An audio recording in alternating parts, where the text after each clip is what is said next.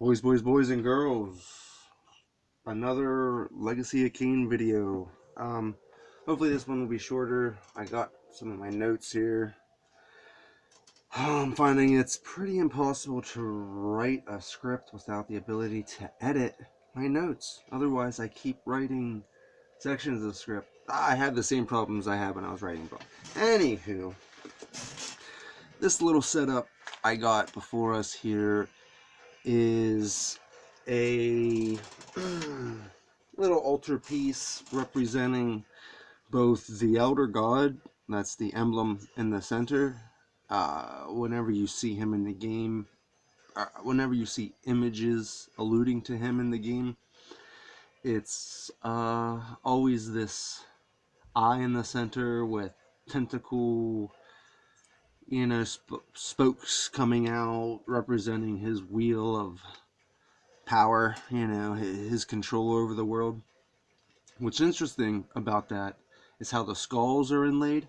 I know that also alludes to his power over death and things like that. But the way, like, it's not inscribed with a square around it or a triangle. It's another circle, as in the wheel he proposes or that he sets on the world is not the full destiny of the world. And that's kind of what I want to get into with my whole series, but I think it's best to go over the characters.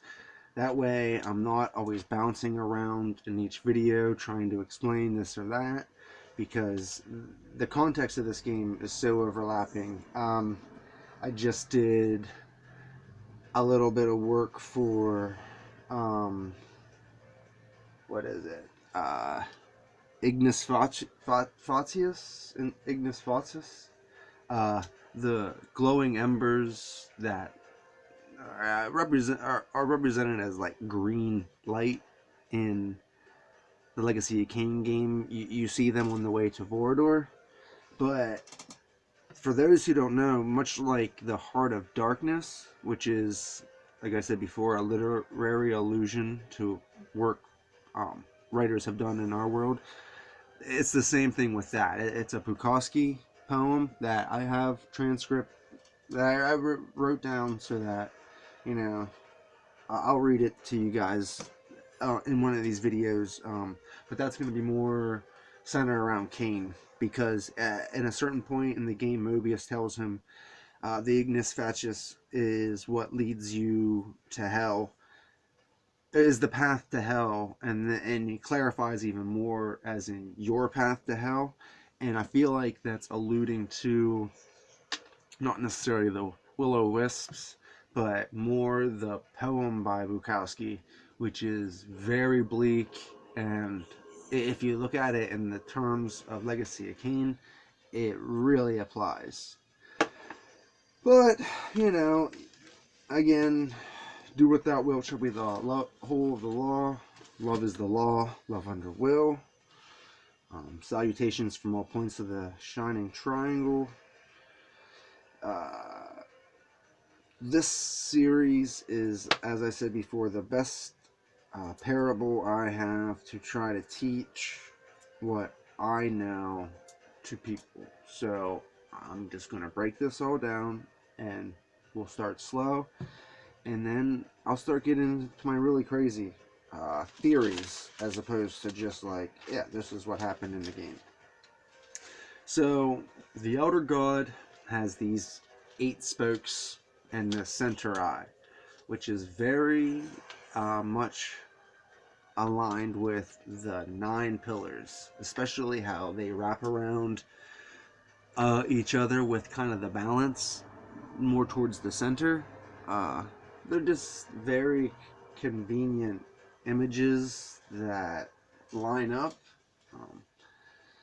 This, in fact, is the... Oh, I just dropped some of Kain's children. This is an image I had tried to fit all on one page, but my scope overdid it. But these are the forges lined up over top of the spirit forge, along with the pillars that you kind of get blocked off here. Like, there should be 4 of them, but you can only see 3. but the energy and nature one are up here. And then the balance one kind of hangs down a little bit, which ends up being Kain's throne, which is pretty cool.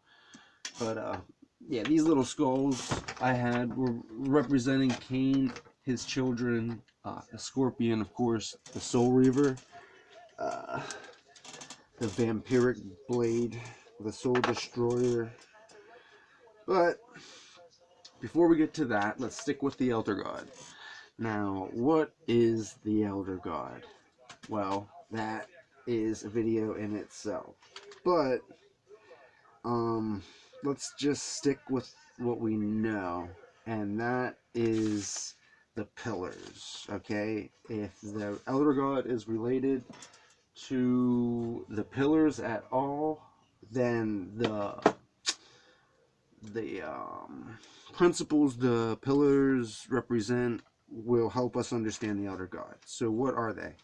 Well, they are, first off, mind, dimension, conflict, nature, energy, time, states, death, and balance. Okay? And balance is thrown in there, of course, to help balance the conflict and these other elements that if you were making a reality, you'd be like, well, let's have that part out of it. But it's interesting. One of the big themes with Legacy of Kain is the overlapping of time. Also, our main characters time travel quite a bit. So, and something I noticed was it's often 500-year intervals. So, you'll have the Seraphim's first genocide, coinciding with the death of Jonas Aldrin.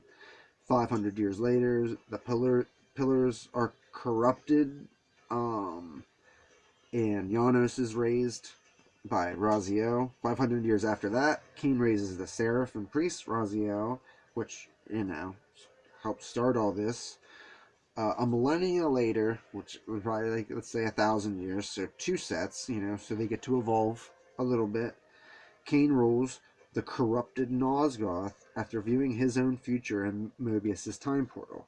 He saw his death at the hands of Raziel, and instead of not killing him and keeping the land corrupt, Kain risked his life, and truly all, though all are already damned, by going back in time to alter Raziel's fate in hopes that he may then redeem the pillars by breaking the cycle Mobius trapped he, Raziel, and the rest of Nosgoth with him.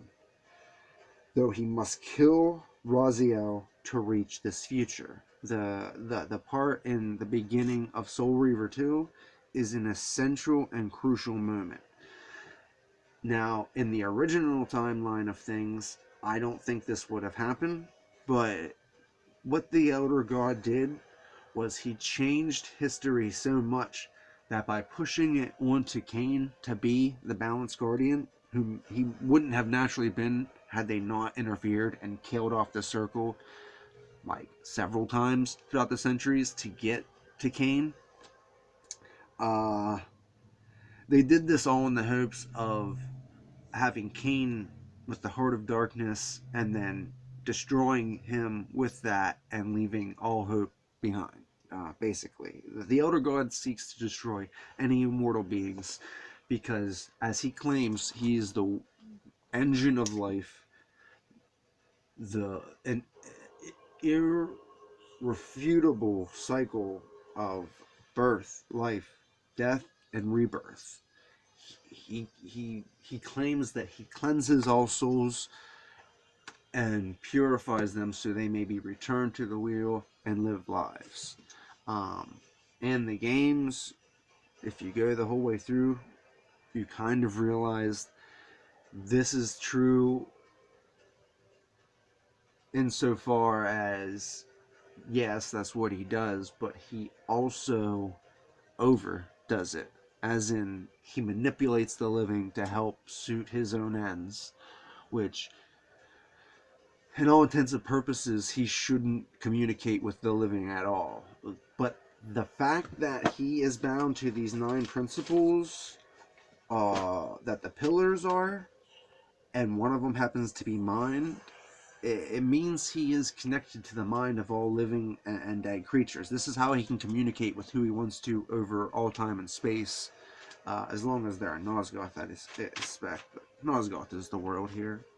But the other thing to take in note that isn't touched on much beyond Blood Omen is that even during Defiance, when Kain, and Soul Reaver 2, when they're all running around, the Pillar Guardians are still the Pillar Guardians. So, yes, Ariel is killed when Kain and Raziel go in the past. They go to the Pillars and talk about the edge of the coin. And they witness the corruption fall on the Pillars from Nuptraptor's death. And that's what I want to talk about. So, the Mind Pillar is protected by the Mentalist Nuptraptor. Okay? The Dimension Pillar is protected by Azimuth, the Planar, as in he can ascend and descend planes, which I think that has to do with the spectral and astral, or yeah, the spectral plane and the physical plane. Then you have the paladin Malek, who is used by Mobious to become spirit bound to armor to better fight Kain, and he doesn't outright fight the circle, but Mobius deceives him and has him go after Raziel. Because, as I was saying, times overlap. So when Vorador is killing the circle, Raziel is there. And that's why if you watch the opening of Blood Omen and they're yelling and yelling, and it's like Malek doesn't come, they show him eventually running, but he's only running after Mobius lets him go. He's there to protect him from Raziel, who his presence, Malek's presence, along with Mobius's, forces Raziel to go for the only weapon in the room, which is the Reaver, which leads to the end of Soul Reaver 2. Okay. After Malek, we have the Nature Pillar, which is held by Bane the Druid. Okay. Then Energy Pillar is DeJoule the Energist. Of course, Time Pillar is Mobius the Time Streamer. We have States, which is Anacrathe the Alchemist. Death, as most people should know, is Morpheus the Necromancer. He's the one who raises Kain at the beginning of Blood Omen with the Heart of Darkness. And from that set of 9, Ariel was the 9th, but she is murdered as a plot to drive Nuptraptor mad and infect the circle with madness, and thus corrupting all of Nosgoth, because Nosgoth is bound to the pillars. They serve as the boundary between the Hilden. Although these humans do not know that. They are twice removed from the ancient winged race, and they are told that they are given these powers as a birthright set by the stars, which is true, but it's only choosing humans because there's no other species left to choose. So we're kind of the last link in this chain. And for a long time, the winged race would capture humans, and as they turned of age, they would give them the dark gift and begin educating them. Well, they would have educated them from childhood if they had them, but they would educate them on the ways of the ancient vampire and the secrets of prophecy, because the winged race was a very religious culture. They worshipped the elder god. They heard his voice every day. They did not fear death. They were taught the movements of the stars and all ways to decipher prophecy. That way they could see in the future. The elder god had no fear of them seeing their future because they were completely devoted to him. So for a long time it was a win-win, until the Hilden achieved something that the elder god did yet experience. And because he's omnipresent, and because they come up with this strange new these strange new ideas, such as rebelling the cycle of life and death. Um, it seems to me that eventually there is a future where the Hilden are immortal, and that even some of the vampires are willing, no, ancient winged race are willing to become immortal, because it would be based on some sort of technology as opposed to complete spiritualism. Although their technology in Blood Omen 2 seemed to be very rune work, so it would definitely be a mix of what we would call magic. But the dichotomy, the duality between the winged race and the Hilden, which dualities and these seeming lines between our enemies are usually arbitrary, and the winged race and the Hilden, uh, if they would have worked together, they could have created much more beautiful things. But instead, they broke off, where we have like this, not cyberpunk, but steam vampiric steampunk Hilden technology with runes and different types of seals, and then you have the vampiric temples that hold, nearly all of them hold upgrades to the Reaver itself. And this leads Kain and Raziel through past tales that are displayed as murals on the wall. So you go through the 9, but then there's also another set of energies, I shouldn't say energy, forces in the game that are common and seem to align with Kain and the suns he creates. So what we end up having is earth, air, fire, water, light, darkness, and spirit. So some of them are obvious, but I have some notes here that kind of goes over it. So basically, when Raziel is thrown into the pit and meets the Elder God, and the Elder God claims, I brought you back as my Soul Reaver. He set out to kill his brothers. I mean, he's jealous. He's angry and wants revenge for what they did, and moreover, he wants to find Kain. So, in Soul Reaver 1, you go one by one through your brothers, who are Malchai, who grows into like this strangely stitched together monster that can barely hold himself together. You end up crushing him into the ground with this it's just brutal. That's not important, but you gain this ability to, in the spectral realm, be able to move through like bars and stuff, much like Kain can turn into fog in the physical realm and move through bars and stuff. After you meet Malchai, you make your way to Kain's stronghold, where his throne was, which is now a castle built in desolation. But in that meeting, Kain breaks the Reaver blade over Raziel's arm, binding this ethereal version of the blade, which is Raziel's own soul, to his arm.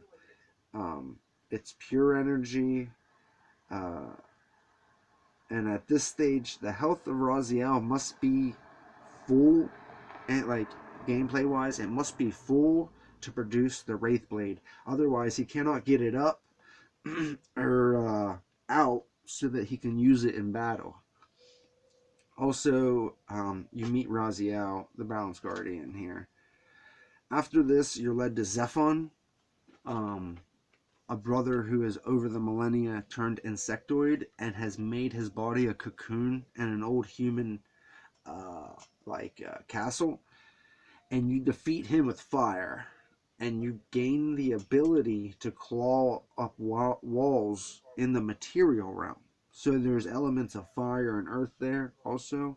Um, you also fight a Tomb Guardian Morlock that is possibly a spawn of Turiel, because Turiel's cut from the game, and you later find out it's because the Hilden took him to the past. But he gives you telekinesis similar to what Turiel gives you later, but much weaker. But it is enough that when you go to Rahab, you are able to break out the light in the stained glass windows and expose Rahab, who has over time evolved to become immune to water, which is what destroyed you as a vampire to begin with.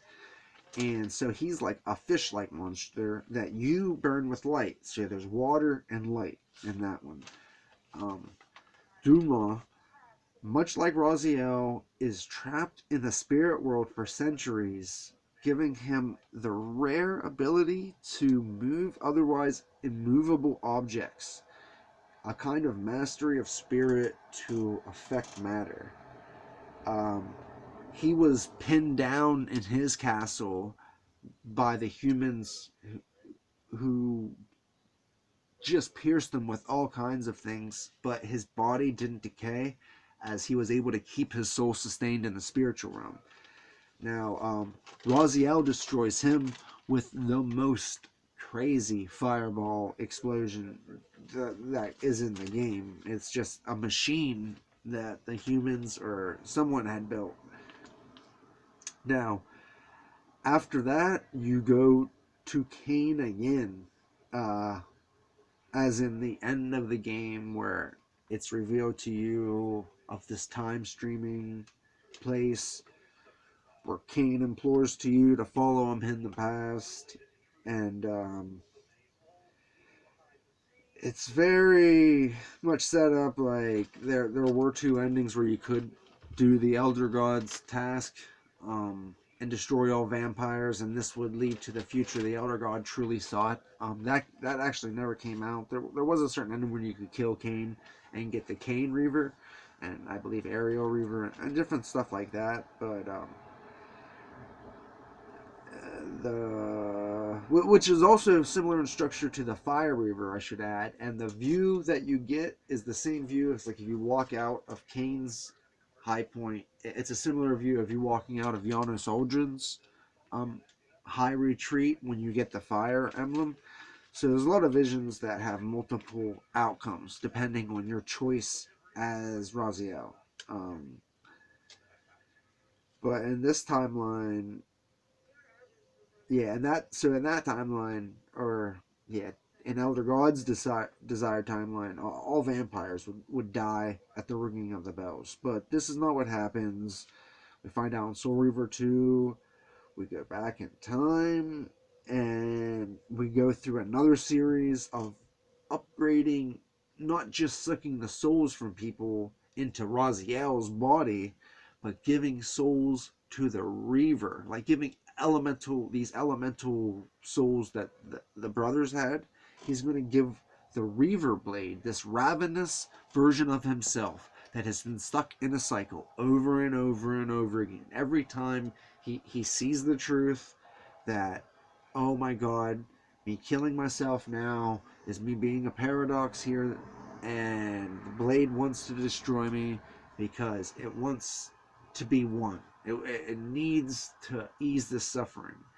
And this is where one of my biggest theories of why Raziel and Kain are this dual nature being, that Kain eases the Soul Reaver's suffering. He gives it things to feed on. He gives it purpose. He carries it with it everywhere he goes. He speaks to it like it's his friend. He And he does this because he is at the point where he knows it's Raziel. It may be an insane and lost form of Raziel, but he knows it's him, and he wants it to be the Raziel that he knows it could be. Okay? So, basically, you learn through all these characters about several different manipulations that the Elder God is employed in. And the reason is that the Elder God seeks to create a symbiotic relationship between its hunger, his hunger, um, and mostly expressed in the game is Raziel's. Um, but in this way, he seeks to falsely align his will with him and essentially all others upon the wheel.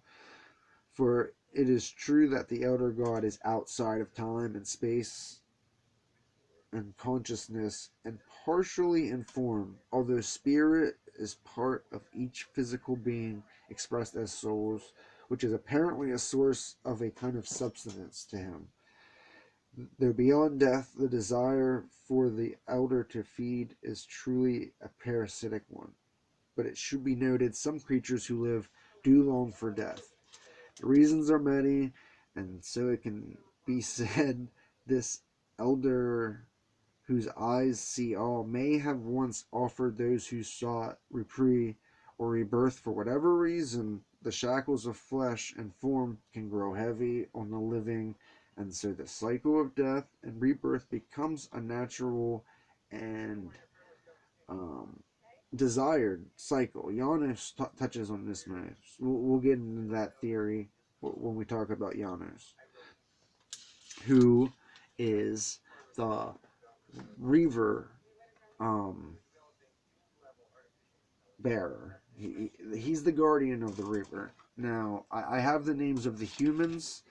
In Defiance, we kind of go over some of the ancient vampire ones, but they are more just insane, and they're kind of alluded to like what pillar and what elemental forge they are, because some of the forges combine, some of the pillar guardians combine to make certain elementals. So with the states and the death guardian, that creates the water forge. Energy and time, that creates the earth forge. And then I got a lot to work out. I'm just giving you some examples I have here right in front of me.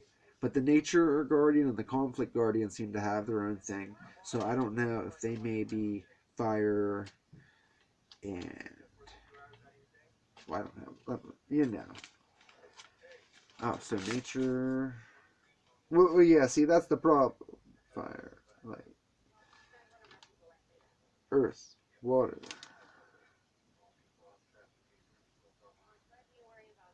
Oh, yeah, so air, mind, light, darkness. Yeah. Okay. I'll be able to work them out then. But, okay. So, the machinations of the Elder God are to seek to disrupt the natural order.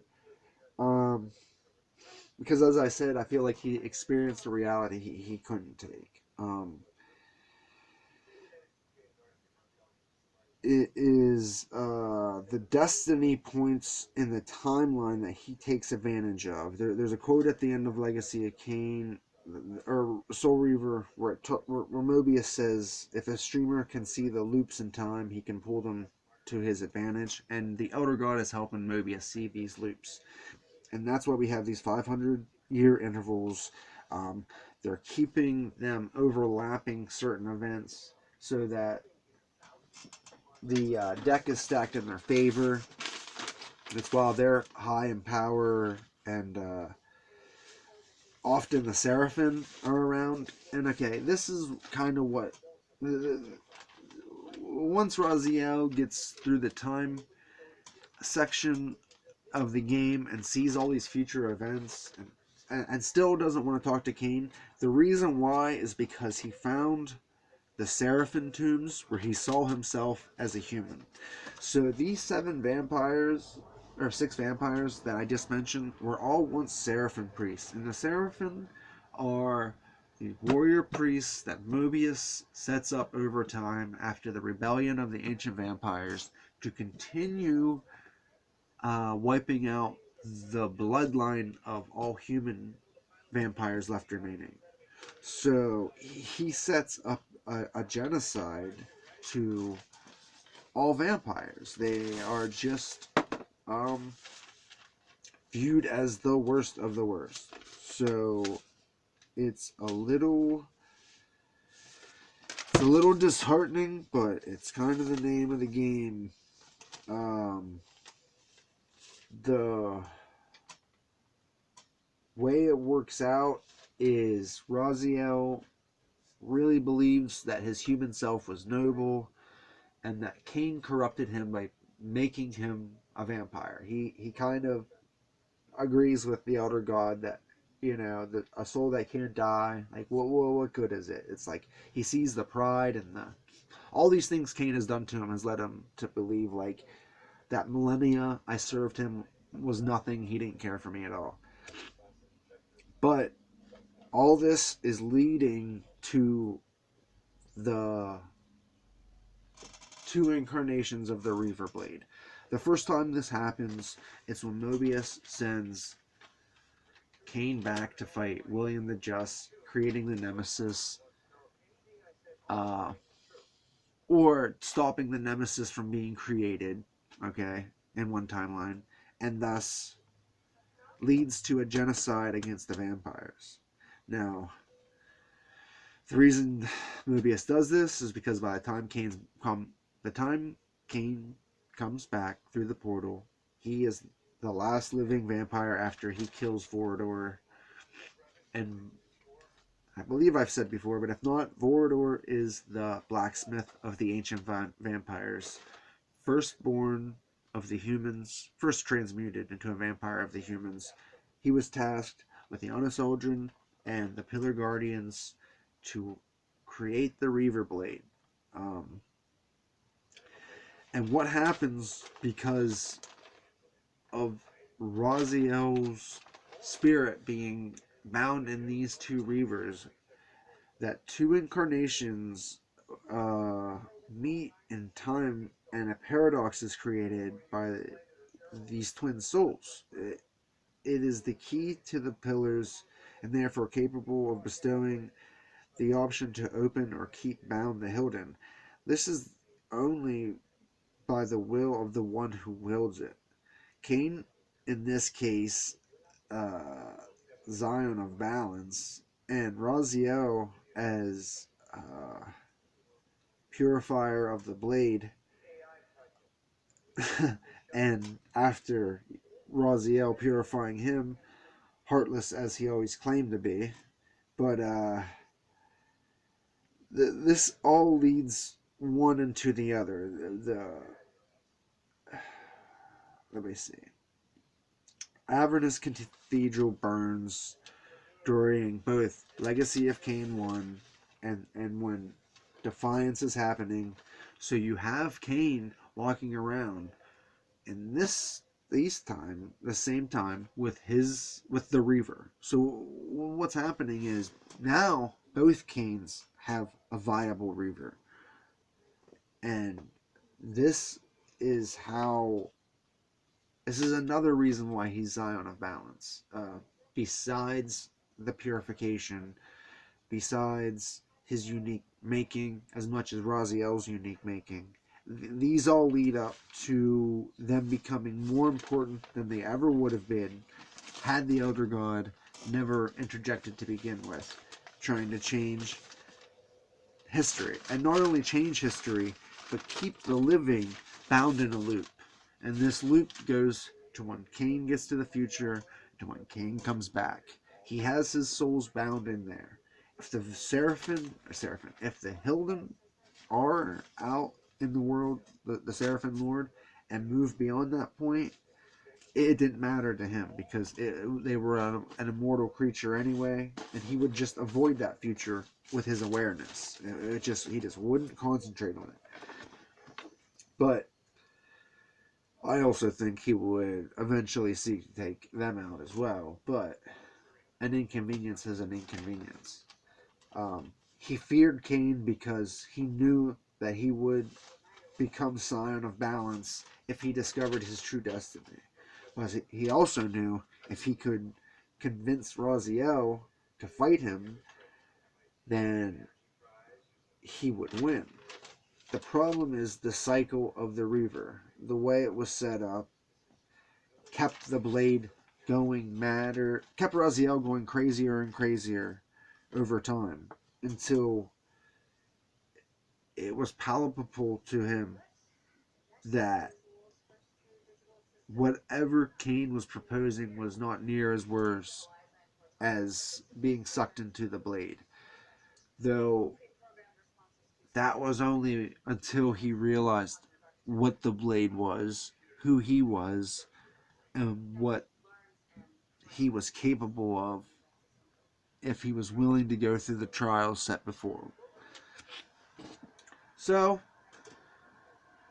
pretty quick overview. I got a lot written here, but I feel if I start reading it, it'll all be out of order. I really need a computer to help me edit stuff, but I got a buddy I'm going to talk to about stuff.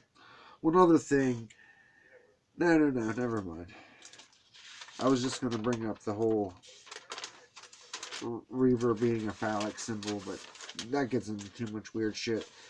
But the Elder God being bound to the 9 pillars and the fact that they created a demon realm just has me feeling like the end game of the series, no matter how many games they take to get there, is eventually the Hilden and Kain and Raziel, or the Soul Reaver, teaming up and fighting the Elder God and his legions of death together until they banish all who join his side to the demon realm. And then he can make his wheel of life, death, and birth there, whatever, and those souls can continue to fight and war and, play his games. But I feel like this game is alluding to breaking the wheel, and above all that, it's a new eon parable. I mean, besides the Book of the Law and a few other sets of media, music, artwork, some other things, there's very little stories that can break down this new system being set in place, and the idea of the Redeemer and the Destroyer aspect of each hero, and the turning of the garb, the king changing clothes, or rather your enemy donning your armor, or your body, or you donning your enemy's body, or being. Like, learning your true nature is not what it was, not once, not twice, but 3 times in the case of Raziel, the Thriceborn. And another thing I want to touch on is Raziel means secret of God, and he wrote the first book to Adam in these texts they talk about, whether it was written in the 13th century or not. It's written as the first book, and it has a lot to deal with Lilith and a couple of things that are pretty cool. Kain has some certain allusions with his name, although it's spelled with a K, but I mean, you could see that maybe he was unfavored by God, cast aside, marked, and created his own kingdom of Nod. But also, him and his 6 sons kind of represent the 7 princes of hell, or 7 angels. Like, it's definitely a lower 7 Sephiroth as opposed to the 9.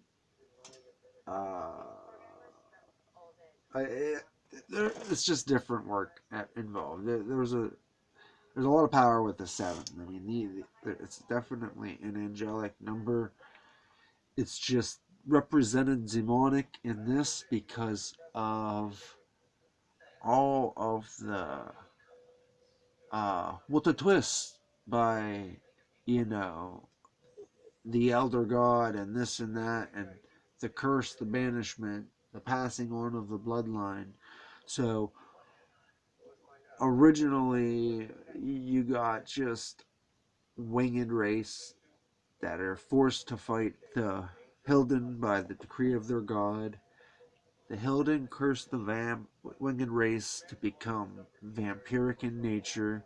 Most of them kill themselves because the Elder God stops talking to them because they aren't dying.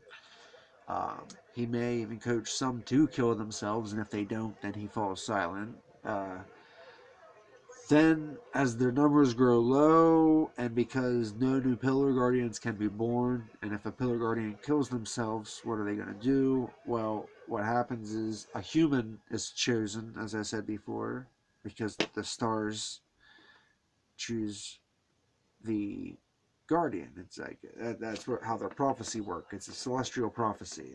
The movements of the stars, planets, and cosmos is how they um, see their future, along with other techniques like dealing with the 7 elemental things and the properties talked about before. But yeah, I should probably stop here. I just wanted this to be quick overview. So as far as I can tell, we did pretty good about going over the main characters that you're going to run into in the game, I think. Well, let me see here. There is the term Hashakik in the first game and in Defiance, which is Turiel, to who was taken into the past. So he went even through more changes than Kain or anybody, which makes me question certain things, but it's just to make him powerful enough so that he can be a vessel that won't be destroyed by the Hilden possessing him all the time, to pass messages on to the humans of the world. In the first game, there's King Atma and his daughter and the toy maker who puts this Sleeping Beauty kind of spell on her, which, as Vorador warned Kain in the game, it would be better for him to avoid humans altogether, especially Mobious. But Kain's pride is just his downfall, and his ambition makes him king. So, yeah. He raises his sons. Raziel is firstborn.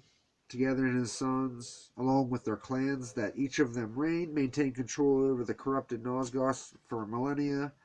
Raziel precedes Kain in an evolution, gaining wings. Normally, Kain goes first. And in the first round, where let's say maybe Kain didn't gain access to the time streamers for some reason, because all this worked out different, Kain literally loses his shit and rips the wings off of Raziel and has them throw him in the Lake of the Dead. Now, he does this in the game, but he does it knowing that he has to reach certain events. To create the thrice-born Raziel that he will later save from being completely trapped in the blade. Raziel kills his brothers one by one, absorbing them as they went over. He then catches Kain.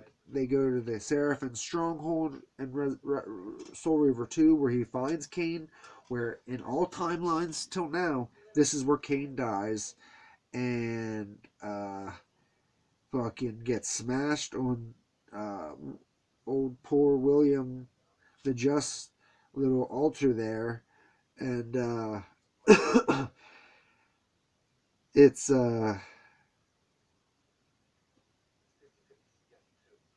it's like um, this is what Kain learns in the streaming chamber. So he knows he could have avoided this section, basically, is what I was trying to think of how to say. Like, having seen his own death, he could have just chosen not to go to that castle, but as he says, he's bound to the wheel of fate and all this. But it also is seen in Raziel as he's nearly driven to destroy Kain, just like barely controlling the blade. The blade itself wants to kill him because that version of Raziel has done it 1,000 times already. 1,000 on top of 1,000. Like, if this guy don't want to, the blade will handle it from here. It's done this so many times. But because Raziel is the soul that is trapped, like he is his thrice-born self, so he is that soul in the blade, the temporal paradox begins. And Raziel, much like Kain, is able to alter history by, instead of killing Kain, as Kain killed Willem,